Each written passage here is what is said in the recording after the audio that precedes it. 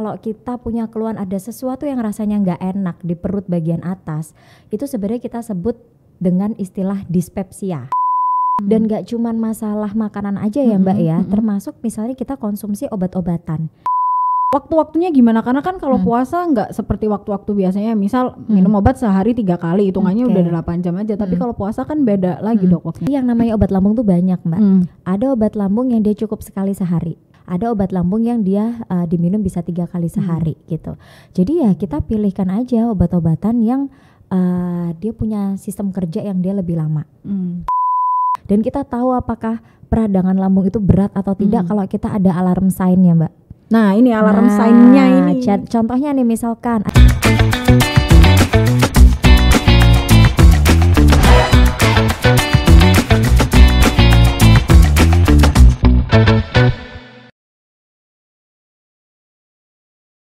Halo, selamat datang kembali di podcast Harian Surya dan Tribun Jatim Network. Cakap sana, cakap sini. Nah, kembali lagi bersama saya Akira Tandika yang hari ini akan menemani Tribuners untuk berbincang-bincang, ngobrol santai tapi nggak bercandaan karena spesial episode hari ini kita akan membahas mengenai isu kesehatan. Nah, kalau ngomongin soal isu tertentu ini pastinya Akira nggak sendirian karena di sini sudah hadir bersama Akira ada Dr.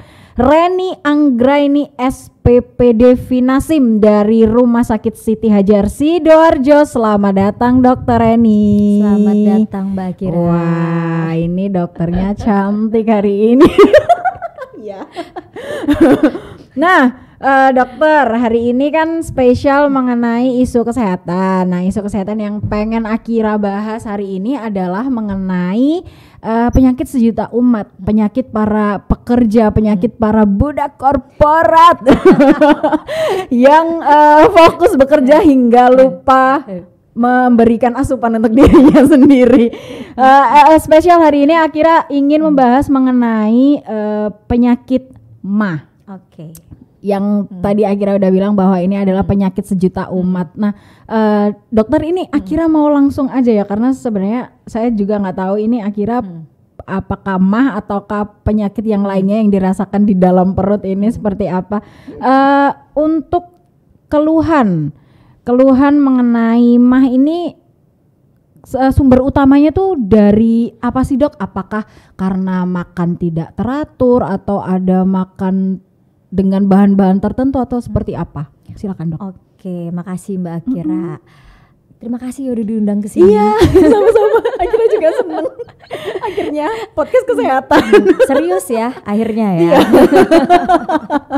Jadi gini, sebenarnya banyak orang yang menyalahkaprahkan bahwa setiap ada keluhan yang nggak enak di daerah lambung itu disebut MAH. Oke. Gitu ya. Padahal sebenarnya kita untuk mendiagnosis apakah itu suatu penyakit yang kita sebut MAH atau bukan, itu harus melalui prosedur khusus. Gitu. Jadi sebenarnya kalau kita punya keluhan ada sesuatu yang rasanya nggak enak di perut bagian atas, itu sebenarnya kita sebut dengan istilah dispepsia. Dispepsia. Ini istilah kedokteran atau istilah awam nih dok sebenarnya? Istilah kedokteran sebenarnya, betul. Jadi kalau kita bahas segala sesuatu yang rasanya nggak enak, nggak nyaman di perut bagian atas, itu kita sebut namanya dispepsia. Nah, dispepsia itu bisa berupa seperti GERD, mungkin pernah dengar ya, atau orang awam bilang juga seperti MAH. Nah, iya Pak. Ya kan? Jadi kita bahas yang MAH dulu ya. Sorry. Oke, lanjut. Jadi kalau misalnya MAH itu istilah awam, tapi kalau kita misalnya ngomongin bahasa kedokterannya itu kita sebut dengan gastritis. Gastritis. Oke. Gitu. Jadi itis itu adalah artinya radang, Mbak. Jadi gaster itu artinya lambung. Jadi kalau kita ngomongin gastritis berarti artinya ada suatu peradangan di daerah lambung, kan gitu. Benar. Nah, itu yang kita sebut MAH gitu. Jadi kalau misalnya keluhannya seperti apa gitu kali ya Mbak Akira mau nanya ya gitu. Benar. Paling sering ya nyeri ulu hati. Nyeri oh ya ya, itu kadang sampai melilit gitu Dok. Bisa sampai tembus ke punggung, bisa rasanya mual, bisa rasanya muntah, itu sih khas-khas yang sering terjadi atau sering dikeluhkan oleh pasien itu seperti itu. Cuman memang disebabkan karena apa? Macam-macam sih. Pertama masalah makanan bisa, ya kan? Mungkin makanan yang tidak higienis, kita misalnya jajan yang sembarangan, ternyata makanan itu terinfeksi oleh kuman. Paling sering adalah kuman Helicobacter pylori. Helicobacter pylori. Bagus namanya ya. Saya ingatnya helikopter. Oke. Nah, paling sering itu adalah kuman yang bisa menyebabkan infeksi atau peradangan pada lambung. Betul. Cuman kita nggak bisa menentukan apakah dia pasti terinfeksi atau tidak ya gitu, karena perlu pemeriksaan khusus.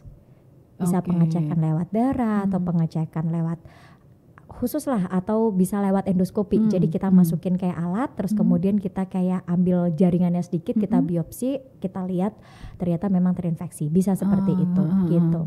Kurang lebih keluhannya ya seperti itu. Nyeri banget gitu. Oke, jadi tetap nggak masih perlu apa ya, kayak pemeriksaan lagi apakah nyerinya ini nyeri karena makanan atau apa, atau gimana, telat makan atau apa gitu ya Dok? Kalau telat makan pun juga bisa gitu. Jadi kalau misalnya telat makan, otomatis apa yang terjadi, asam lambungnya kan pasti akan meningkat ya gitu. Terjadi produksi asam lambung yang meningkat, itu juga bisa. Makanya pada kondisi-kondisi seperti ini biasanya kita anjurin adalah makan yang tepat waktu, time dependent sifatnya kan gitu. Kadang-kadang kan orang rapelan ya Mbak ya. Bener nggak? Sekarang nggak lapar gitu. Tapi nanti pas begitu lapar tiba-tiba makannya langsung banyak. Itu gitu. juga mempengaruhi.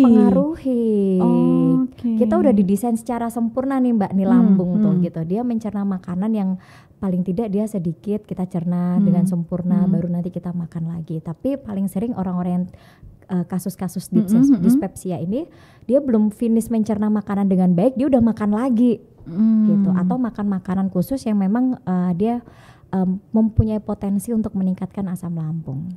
Contoh kayak apa, makan pedas ya kan, makan makanan yang asam. Nah, contohnya seperti itu, atau yang berlemak, bersantan, gitu juga bisa.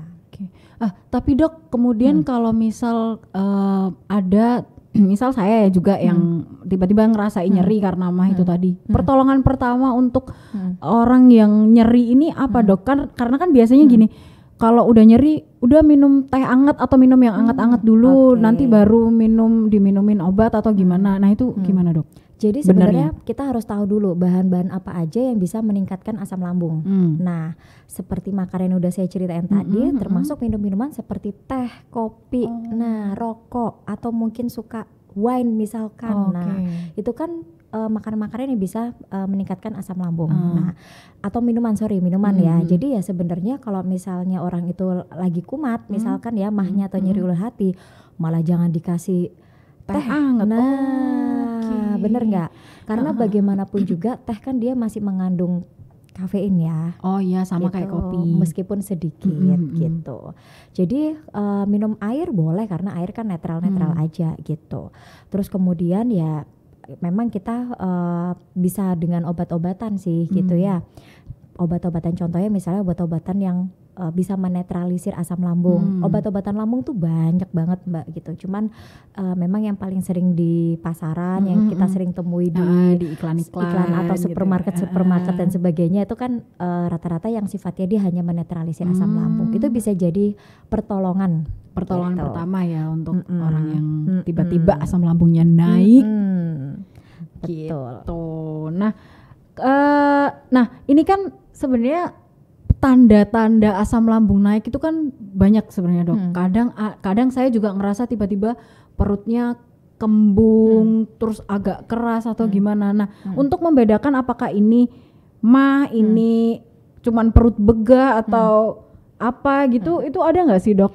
Jadi gini ya, begah, perut rasa nggak nyaman, itu kan sebenarnya suatu gejala atau sindrom lah, kumpulan gejala.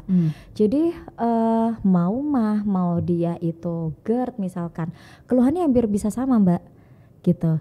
Jadi bisa sama aja seperti kembung, bisa aja rasanya perutnya rasanya nggak nyaman, atau rasanya kayaknya sebah gitu. Sebah kan rasa nggak nyaman ya di perut ya gitu.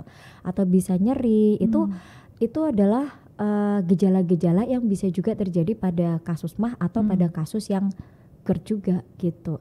Jadi nggak bisa dipastikan bahwa oh kamu ini, kamu itu gitu. Kalau nggak ada pemeriksaan khususnya gitu. Berarti gimana ya? Berarti untuk tahu kita ini MAH atau apa tetap harus melalui dokter dulu untuk diperiksa apakah ini MAH atau kadang kan orang-orang tuh jahil ya dok, tangannya saya juga cuman searching aja, oh ini aku tuh ngerasa perutnya kayak gini loh, ini kayak gini.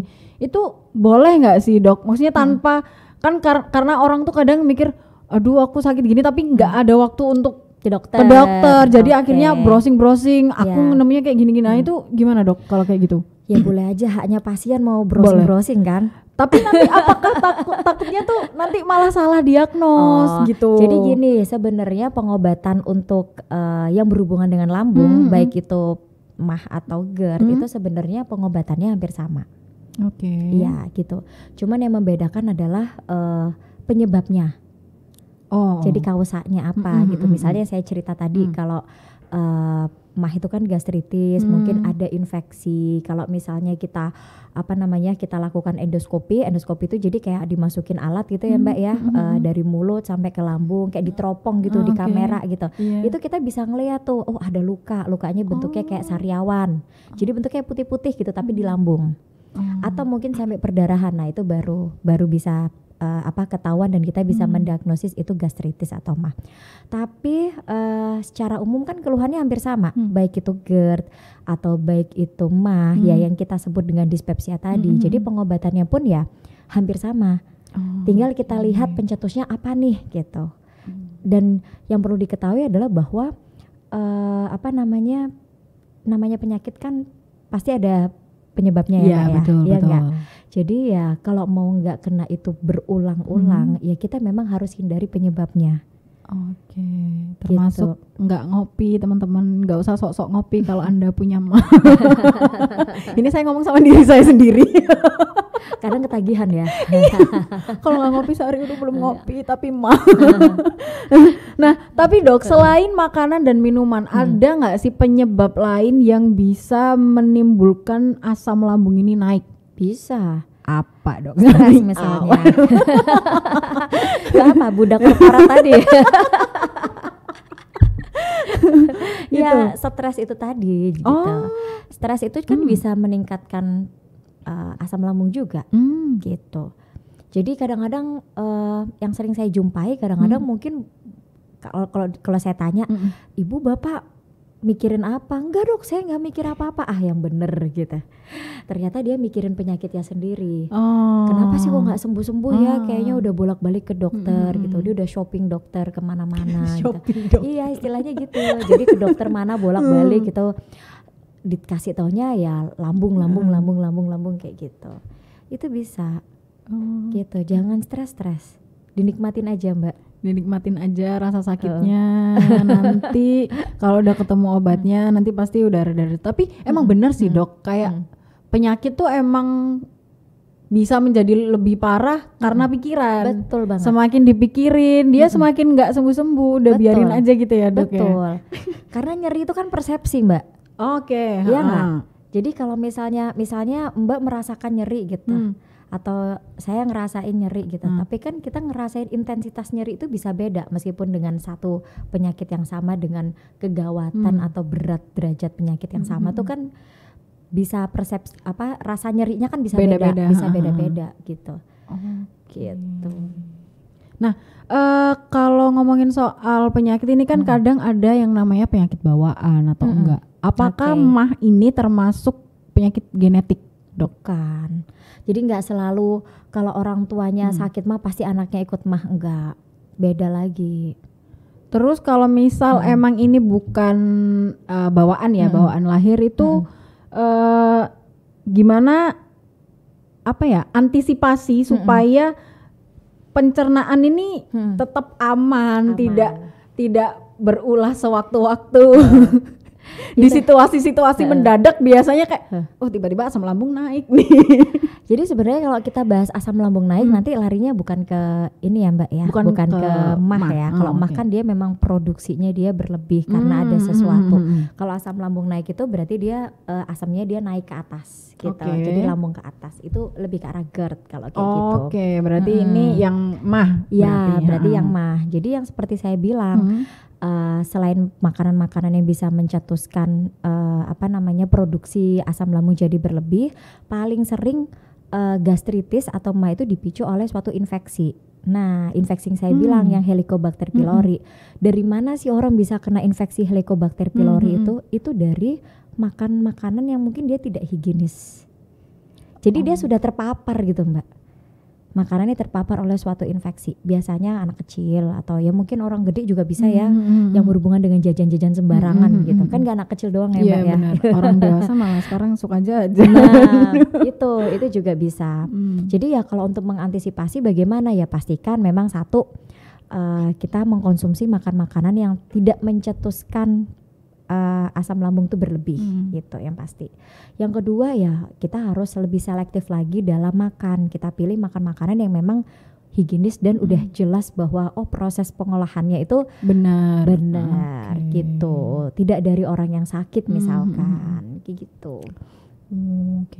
Berarti tetap kuncinya karena lambung ini kan di dalam tubuh kuncinya tetap apa yang kita makan, apa yang masuk dalam mulut kita ya Dok. Betul.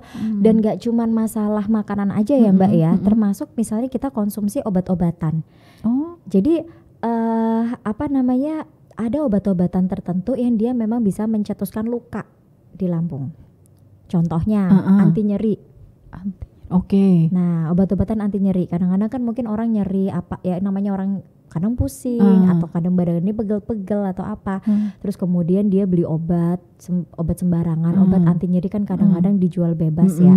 Tapi obat-obatan itu kalau kita konsumsi yang tidak bijak gitu, lama-lama dia bisa melukai lambung. Atau mungkin obat-obatan yang kadang-kadang jamu-jamuan. Jadi kadang-kadang jamu-jamu yang kita nggak tahu prosesnya seperti apa, ya kita nggak ngerti di dalamnya dicampurin apa, ya istilahnya pokoknya orang kalau udah minum rasanya seger, kita bilangnya kayak obat dewa gitu. Ya emang benar bisa seger, tapi akhirnya kan bikin orang jadi suka diulang lagi. Akhirnya dia bisa menyebabkan luka, karena kalau udah lukanya parah Mbak, bisa terjadi perdarahan. Saya baru tahu ternyata jamu juga bisa. Maksudnya infeksi di dalam lambung itu juga bisa dari obat dan betul. Dari jamu. Tapi bukan jamunya ya, maksudnya jamu yang memang dia dicampurin oleh suatu bahan yang dia bisa membahayakan lambung. Betul. Jadi bukan berarti terus kalau gitu semua jamu ya enggak lah gitu. Ini juga perlu digarisbawahi karena biasanya orang-orang nggak boleh minum obat nyeri, nggak boleh minum jamu, itu pasti pikirannya langsung nggak boleh minum obat nyeri dan nggak boleh minum jamu, padahal bukan itu poinnya. Bukan itu poinnya. Obat nyeri pun ada yang aman untuk lambung, ada yang tidak aman untuk lambung. Kan ada juga yang seperti itu. Gitu. Dan itulah fungsinya dokter nanti teman-teman, maksudnya karena kalau tadi dokter bilang obat nyeri itu banyak dijual. Terus orang-orang karena itu udah banyak dijual akhirnya beli sembarangan. Padahal kan untuk mendapatkan obat itu perlu resep dokter, karena dokter akan ngecek kondisi kita tuh kayak gimana baru diresepin obat yang sesuai sama kondisi kita saat itu. Betul. Gitu teman-teman. Kalau memang udah ada riwayat mah atau gastritis ya atau dia GERD dan sebagainya, pasti kita akan lebih memilihkan obat anti nyeri yang relatif lebih aman. Bener nggak? Benar banget Dok. Gitu. Oke. Terus ini kalau misal ngomongin soal mah juga kita nggak jauh-jauh dari puasa ya, karena bentar lagi ini juga mau memasuki bulan Ramadan. Biasanya orang-orang yang punya mah itu nggak selalu sih. Contohnya aja mama saya itu puasanya lebih sering bolong-bolong karena ketika puasa dia merasa mahnya tuh kambuh. Nah, gimana Dok untuk orang-orang yang menderita mah tapi ingin puasanya tetap lancar? Jadi ini mungkin jadi salah kaprah juga ya Mbak ya. Iya betul. Jadi sebenarnya terkadang kita harus tahu bahwa sebenarnya penyebab terjadinya suatu keluhan asam lambung ya, entah itu MAH, entah itu GERD, itu dipengaruhi oleh faktor makanan.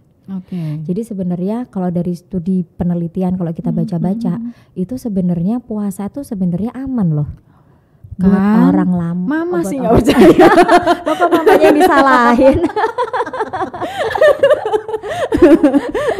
Gitu. Jadi sebenarnya aman karena apa? Karena kita memberikan kesempatan untuk lambung beristirahat. Betul. Jadi kita nggak maksain, gitu.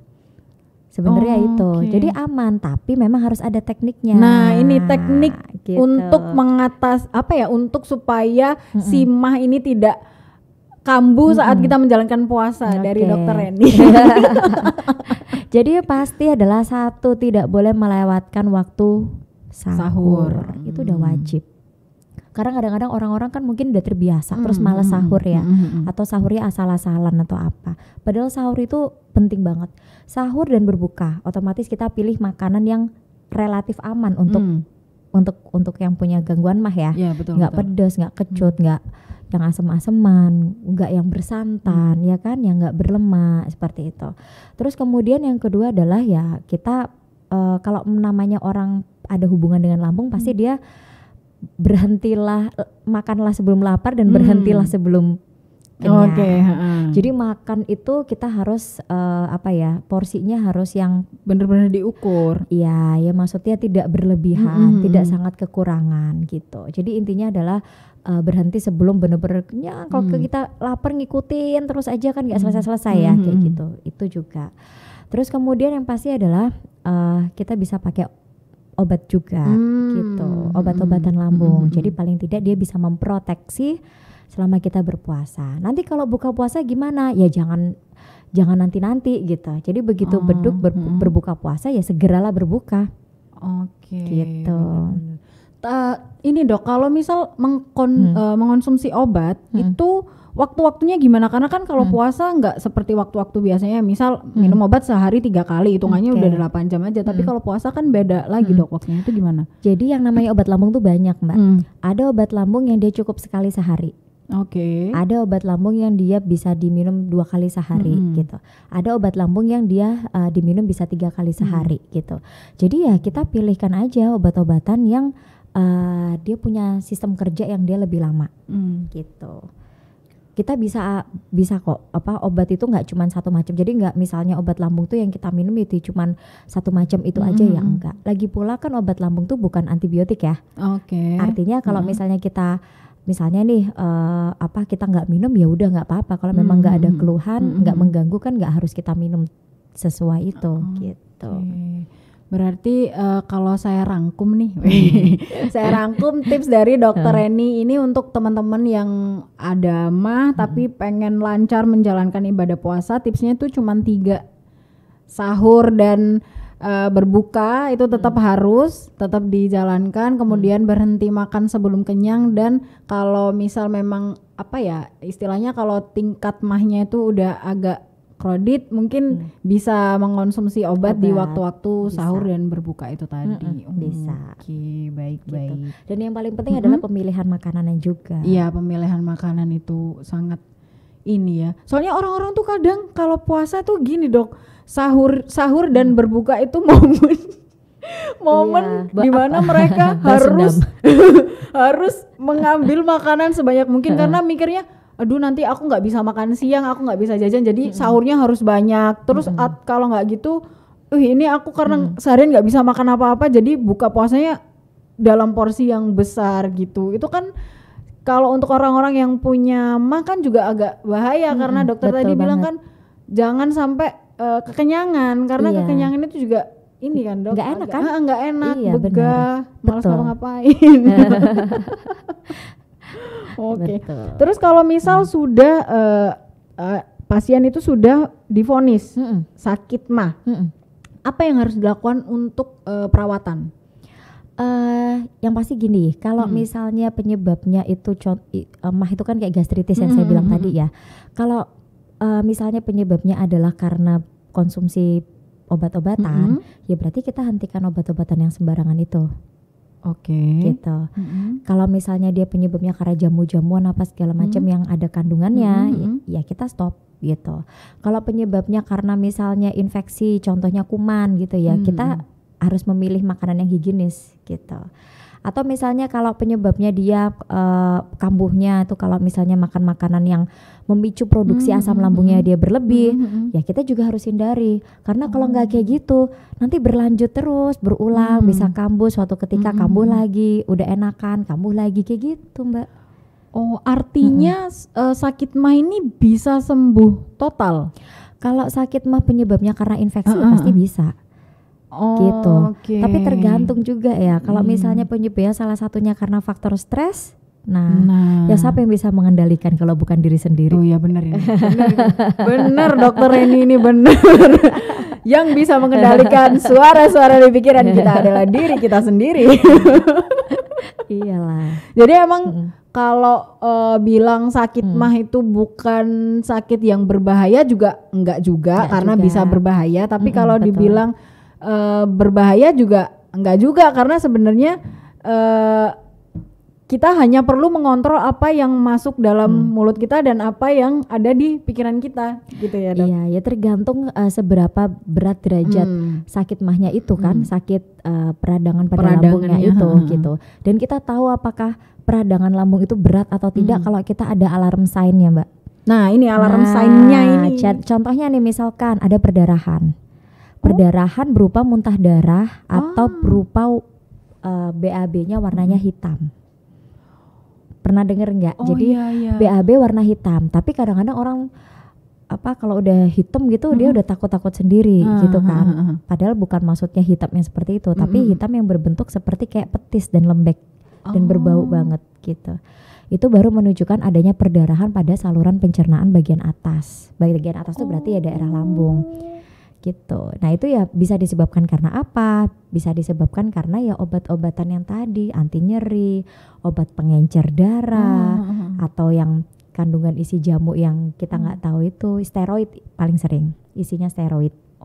Itu yang paling sering terjadi. Atau mungkin ada kondisi tertentu, misalnya ternyata ada tumor, itu kan bisa juga.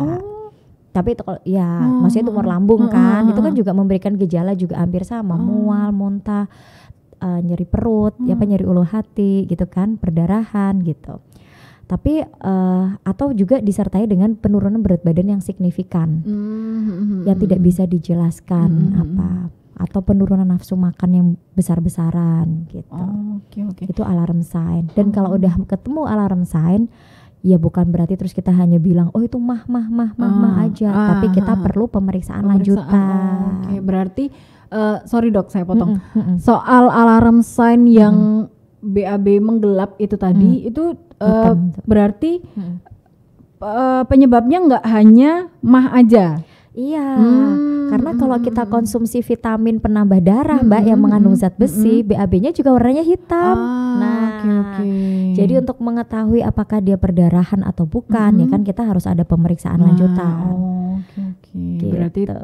Berarti nggak bisa disimpulkan bahwa BAB hitam itu tadi adalah salah satu tanda bahwa kita mah gitu ya. Mungkin ada beberapa penyebab lain, tapi untuk tahu lebih pastinya kan tetap harus menjalani pemeriksaan. Iya.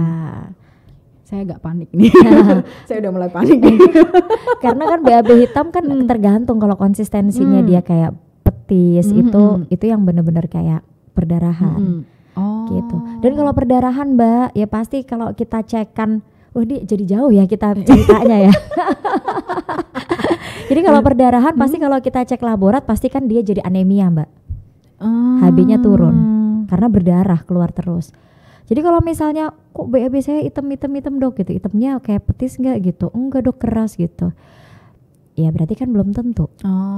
Gitu. Tapi ada ini nggak sih Dok? Saya jadi bahas BAB-nya. Tapi cuman kok jadi melenceng ya?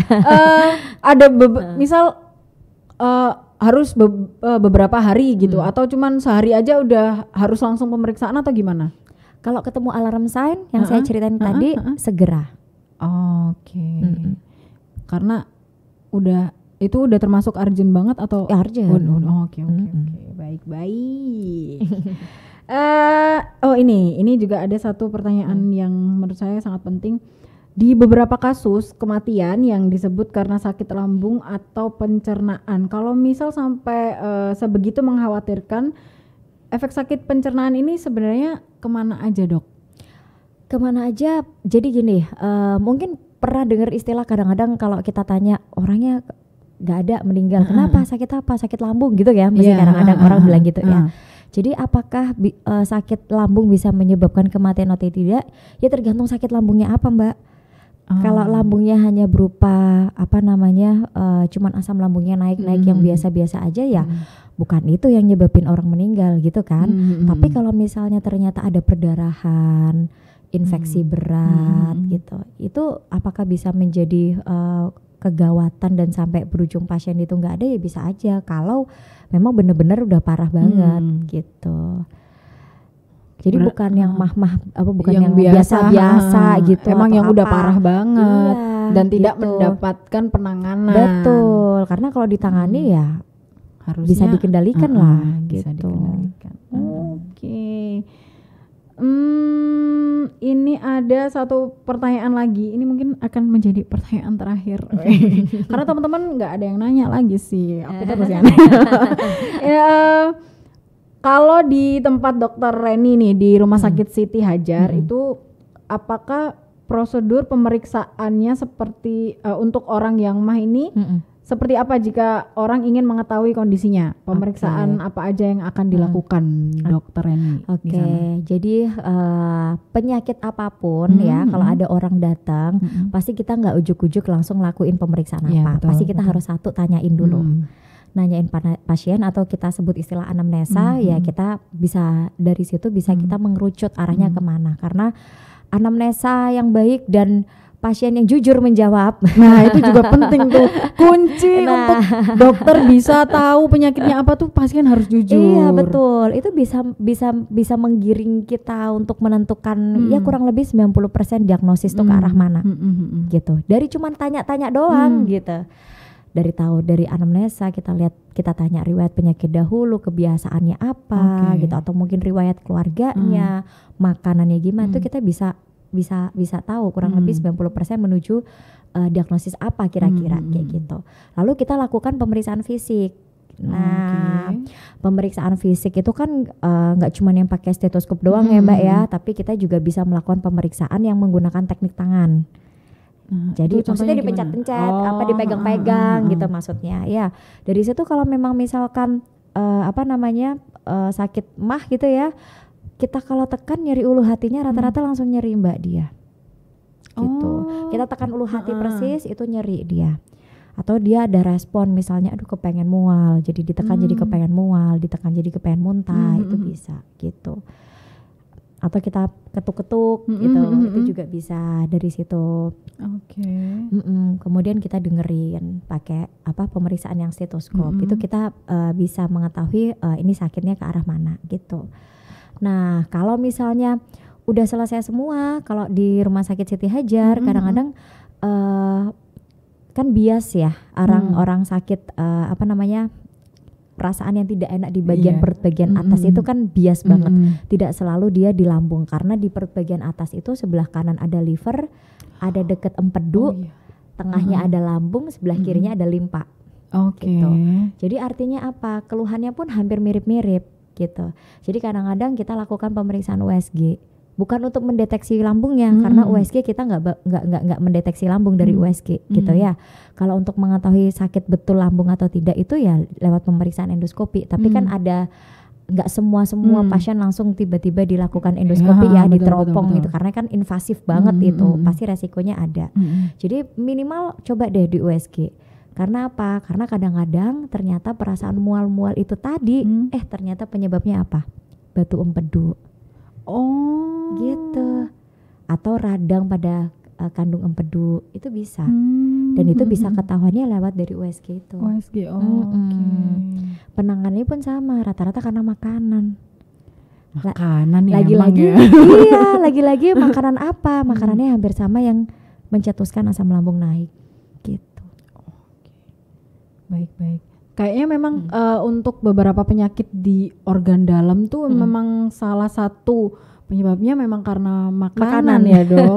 Jadi memang kita harus sadar betul apa yang kita makan. Kalau emang itu udah enggak, maksudnya emang enggak menyehatkan ya lebih baik ditinggalkan aja. Atau kalau misal kepengen ya cuman sekali 2 kali gitu nggak masalah. Tapi kalau untuk konsumsi tiap hari, saya alhamdulillah sekarang jadi orang yang sadar.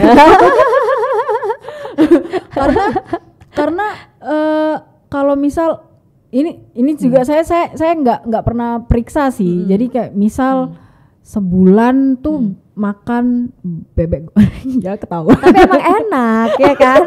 Iya, memang enak. Bebek goreng kayak sebulan bisa 3 kali gitu dalam minggu-minggu tertentu. Itu udah langsung lemes.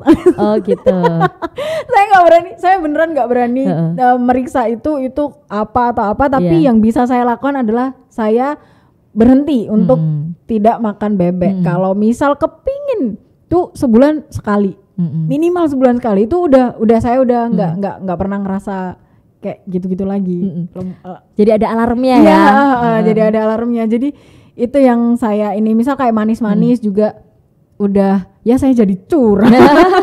Manis-manis tuh saya juga udah mulai ngurangin karena kalau misal dalam 1 hari saya kebanyakan minum atau makan manis itu lidah saya ngerasa kayak pecah-pecah atau kayak mau sariawan gitu sih dok. Jadi kalau udah kayak gitu saya udah nggak mau makan atau minum manis sampai besoknya gitu. Terus setelah besoknya baru kayak makan mungkin segelas doang atau makan misal cake ya 1 slice doang kayak gitu sih.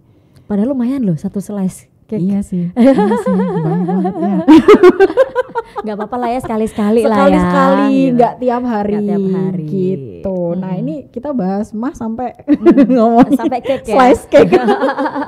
Tapi karena tadi sudah termasuk pertanyaan terakhir, saya akhirnya mau ngucapin terima kasih buat Dokter Reni karena bener-bener yang disampaikan Dokter Reni itu informasi sangat bermanfaat buat teman-teman budak korporat termasuk saya. Ya budak korporat jangan gitu. Buat teman-teman pekerja dan termasuk saya karena itu merupakan penyakit paling umum yang dirasakan oleh teman-teman ketika mereka sudah memasuki dunia kerja. Karena memang sebelumnya saya nggak pernah ngerasain yang namanya penyakit mah itu, tapi ketika kerja kan mungkin karena stres juga. Betul.